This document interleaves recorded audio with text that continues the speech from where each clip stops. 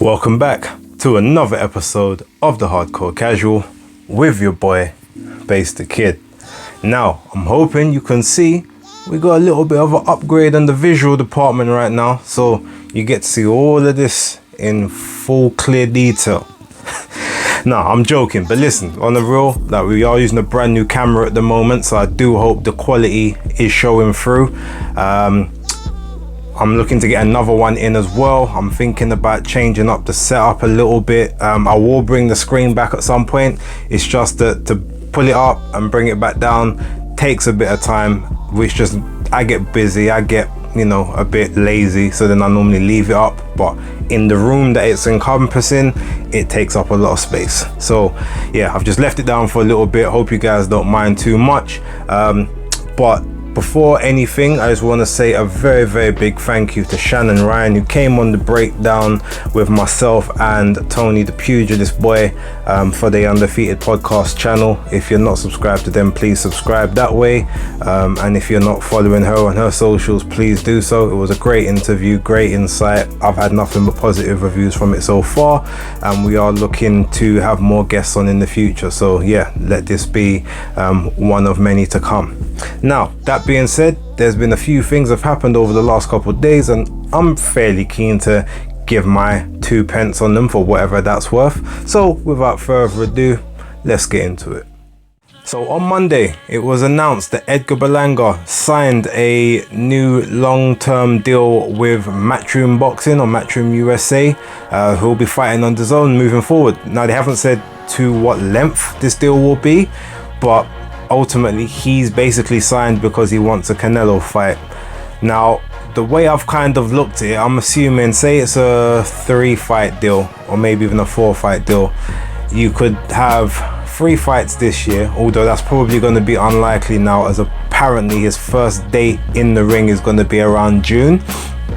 So, that kind of probably rules out 3 fights.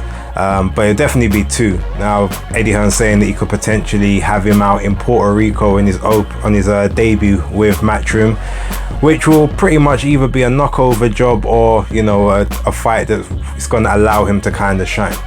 Now, Edgar Berlanga isn't the most technical of boxers. He doesn't even have that high of a ceiling as far as I'm concerned, but he is a fun boxer, and he will provide entertainment. Now, in terms of him getting the Canelo fight, that's not happening anytime soon, unless literally Canelo has another injury and he just needs a payday. So the way I kind of see this breaking down is you're probably going to give him a fight in the summer, and then another fight at the back end of the year, and then probably the 3rd fight of his deal will probably end up being someone like Diego Pacheco on the undercard of a Canelo card next year, potentially like May or something like that. Diego Pacheco is the upcoming star. It still has the Puerto Rico versus Mexico rivalry that they love in the UK and in the US, and obviously within Mexico and Puerto Rico. And Diego Pacheco is the guy that they've basically got this, who has the high ceiling that they've invested time in on DAZN, who they want to be their next star. So what better way than announcing him to the world by taking the scalp of someone like Edgar Berlanga? It makes perfect sense to me. I'm sure it probably makes perfect sense to Ring IQ. I know he's another one that is hype on that Diego Pacheco train for Edgar Berlanga. Also, if he gets through the fight in March with Christian Mabili, I would actually like to see Edgar Berlanga fight Carlos Gongora. I think that would be a very good fight for him to judge exactly what level he's at. Can he take a punch? Because we know we can dish them out to, the D and the E class opponents. But can he dish it out to someone who's probably closer to like a B-, C+, in and around that arena? And then can he take a punch from someone of that ilk as well? That would be interesting. But overall, at the end of the day, it's not the greatest of signings, but it is a signing whereby if he's not asking for a super extortionate amount of money per fight, you can at least sell out or sell decent numbers, in Brooklyn at, the Hulu Theatre at Madison Square Garden, or maybe even if you can get him over to the Barclays Center, maybe you can do something over there as well. we got to see how it plans out, but I'm assuming realistically they're gonna make a big song and dance of him now, but he's been brought in more for an opponent than an actual main star. I could be wrong, but based on his talent levels, that's kind of how I see it. He's an opponent that can kind of sell some tickets. So let's see how it plays out. But I guess, yeah, welcome to the Matchroom team, Edgar. Now, speaking of signings, it was announced yesterday, Valentine's Day. What a fitting way that Chris Eubank Jr. has reactivated his rematch clause. So he's initiated that now for the Liam Smith fight. Put up a nice little tweet on Twitter, basically just saying I've activated it. Happy Valentine's Day, Liam. You know, the troll is in great effect, but you know, Liam Smith, not to be outdone, he posted a picture afterwards, basically saying, yeah, happy Valentine's Day, Chris. See you soon. With Chris Eubank slumped over in the corner with Liam Smith walking away. I might insert it into the video just so you can see that, but I mean, look, it was a good comeback. It's a nice little bit of banter between the two of them starting off already. I've got a feeling that the build up to the rematch is going to be a lot more eventful and fun than the fight might end up being. Same as the build up to the first fight was a lot better than the fight actually was. But ultimately, I mean, that's what we want, right? We want the entertainment, we want the afters, so that, you know, the main course and then the dessert all kind of comes into one little nice package.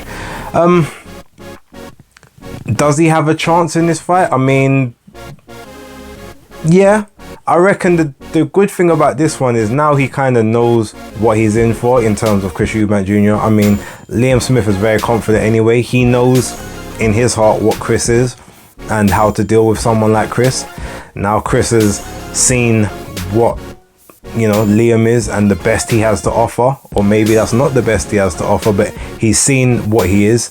He's felt his punches, he's felt the quote unquote the dirty tactics, the elbows and stuff that he was alluding to before the fight. So now he has to find a way to, you know, correct those errors, make sure that he's not in those same positions of vulnerability again.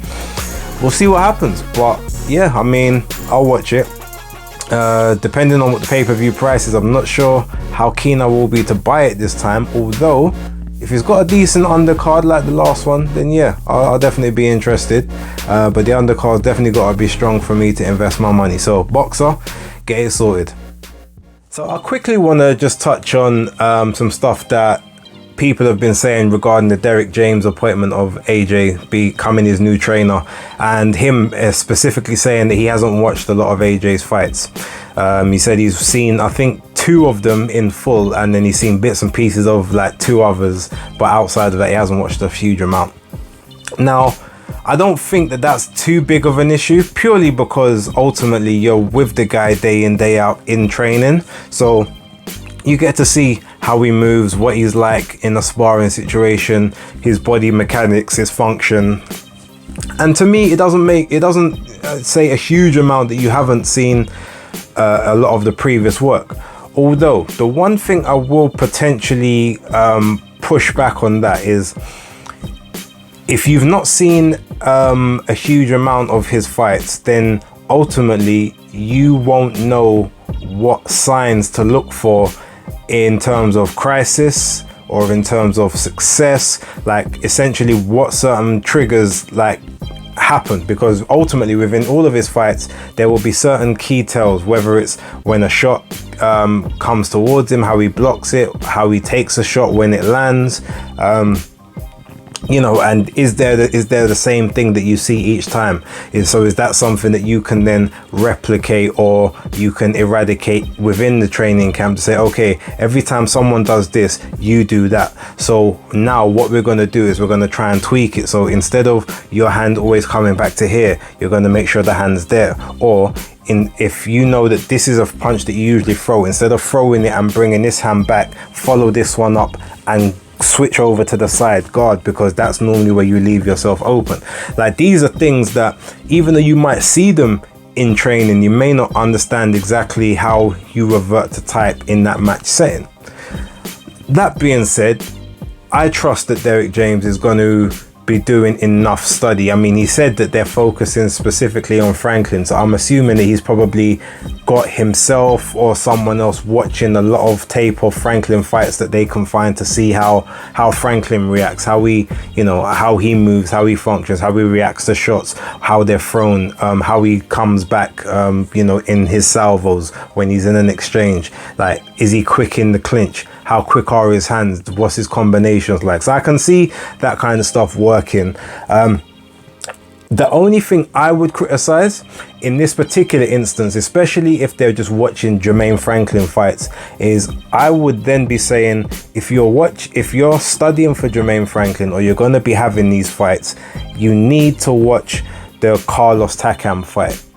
You need to watch the Alexander Povetkin fight, and you need to watch the two Andy Ruiz fights, because while they may not exactly box just like Jermaine Franklin, if you put all of them together, there is a Jermaine Franklin in there. How does AJ deal with someone who's that height? That's the first thing. How does he deal with someone who's got quick hands? Because that's Andy Ruiz all day long. So what do you have to do to prevent that from happening? Okay, someone who's got slightly quicker feet, which is Carlos Takam, or even Alexander Povetkin, who's very quick and very ambushy, able to get sort of in and out, in and around the pocket, even in his advanced years that he was during that fight.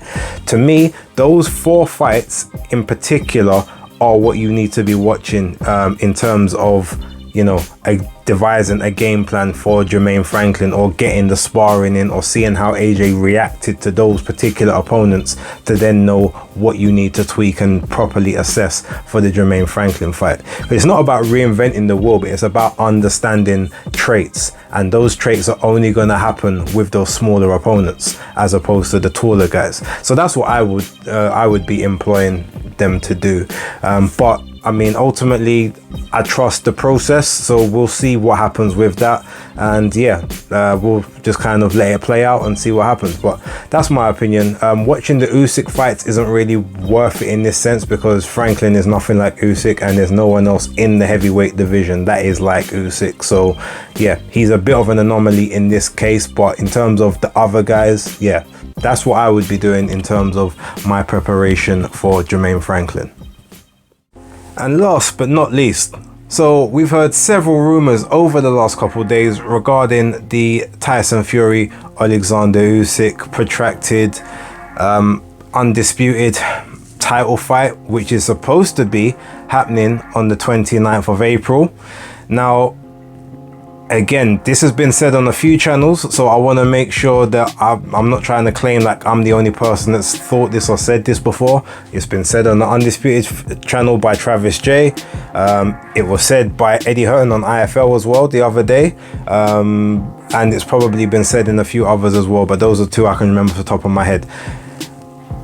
Anthony Joshua was forced into signing a contract that was going to take place on the, what was it, the 26th of November or the 3rd of December, because Tyson Fury was locked into a fight with Alexander Usyk for the 25th of February or the 3rd of March at the absolute latest. That's what we were told. That's why he wouldn't take a fight with Anthony Joshua on the 17th of December.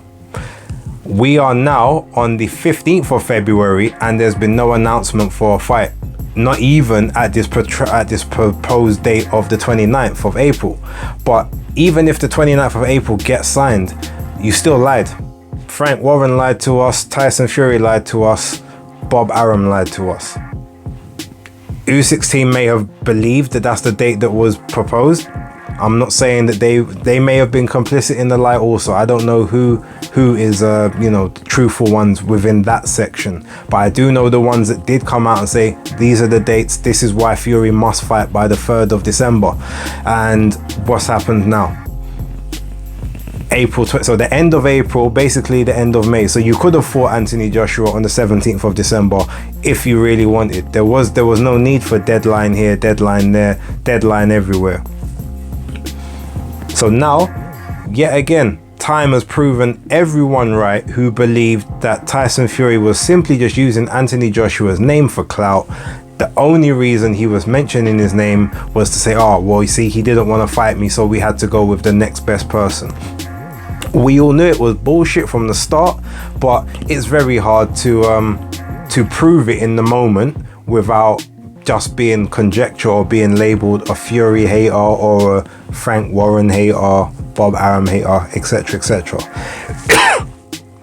But now the dates that you proposed are out the window, so therefore we can conclusively say you're all a bunch of liars. Like, and yeah, I would say worse, but you know, I don't want my channel getting flagged.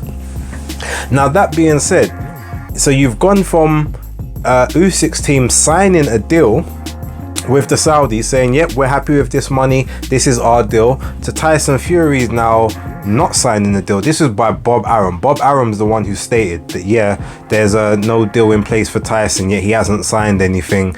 But then to say, oh, well, now we've got concerns over whether or not a stadium will be built in time for the 29th of April. But when have the Saudis ever given you a reason to doubt that they can get a stadium up on the deadline that they set? If it was ready in time, they would have got the stadium up by the 3rd of March. They've done it before on very tight deadlines. So why would you not have them doing that now? Ultimately, like, to me, all of this is them a play, basically just to say that, oh, they don't really want the fight. Look, that's the long and short of it. And if they do want the fight, they want every advantage in their wake. They're probably, the issue being, if the Saudis have the rights to the fight, then that means that they can sell the rights globally to whoever they want.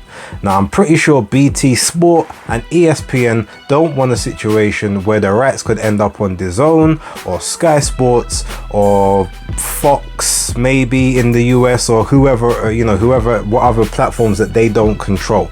So they want the biggest fight on their platform. So now they're saying, okay, we'll take the fight to Wembley, potentially. But you've got Wembley all of a sudden saying, well, oh, if it's in Wembley, Tyson Fury's the A side. Now, whether that's true or not, I put in a previous video. Tyson Fury has not done or not been in more pay-per-views than Alexander Usyk in the UK. So you can't use the fact of nobody knows who Usyk is. Usyk's been on UK television with AJ twice, speculatively done over 1 million pay-per-views in both, according to the numbers, and even done quote-unquote 1 million pay-per-view buys with Derrick Chisora. Now, even if you don't believe that, like I said last time, half that by 50%, 600,000. We know we done about 600,000 with Tony Bellew as well. So all in all, he's at least done 3 million pay-per-view buys in the UK from the 4 fights that he's had on pay-per-view over here. But yet you don't want to give him the 50-50 just to be an arse, just to make sure the fight don't happen, if that's the case. Then you see images and speculation about a potential Fury Wilder 4 fight being scheduled for April the 29th, just in case the Usyk fight doesn't happen. When you've also got Tyson Fury talking about Francis Ngannou as well. Like, at the end of the day, why is it that whenever there's a protracted negotiation, the common denominator in that is always Tyson Fury or Team Fury? Because he never had no issues with getting a Tom Schwartz over the line, or Otto Wallin, or even Derrick Chisora. There was absolutely no issues with Derrick Chisora. But when it came to AJ, oh, big issues. Oh yeah, Saudis that no, but now there's the arbitration. Even the Wilder, the 3rd fight, oh no, we're not fighting Wilder again, had to go to arbitration just to get that fight. Even the Dillian White fight, loads and loads of issues regarding that, because that fight was supposed to happen 2 months earlier than it did as well. Why is there always issues on Tyson Fury's side, but yet people think that he's this like mythical boxing god? He's a scam artist. That's basically it. He's a con artist. Like, whatever skills people think he's got, he's like he's using every advantage he can get to make sure that he's successful. Now, I want to see Undisputed. So any fight other than that from you, I am not interested in. At this point, I'm not even interested in the AJ fight. I want to see the Undisputed, because that's what you promised us. That's why you told us you couldn't fight AJ last year, because the Undisputed was happening in the 3rd of March at the absolute latest, and it's not here yet. So anything other than that, I need all of the other, I need the Umars, I need the Cugans, I know Rob will keep the same energy, so I'm not even going to put you in there. But even I'm even going to need Def Sani, Bacon Sani himself. I'm going to need him to keep that same energy as well, and put it on Simon Jordan, him too, Spencer Oliver, all of them, and the rest of the Fury Batty boys. Every single one of them needs to hold that man to account and keep the same energy as to why we're not getting the fight that we was promised back in November, why we had to sit through the Derrick Chisora trilogy. Well, what you guys had to sit through, because I didn't watch it. I still ain't watched it to this day. That's me. Anyway, I've got some work to be getting on with, so I'm going to leave it there. Please like, subscribe, share, leave the comments down below. If you want to defend Fury in this one, please, I want to hear what you've got to say in defense of this. Other than that, I will sign off as I normally do. Thank you very much. Hardcore Casual out.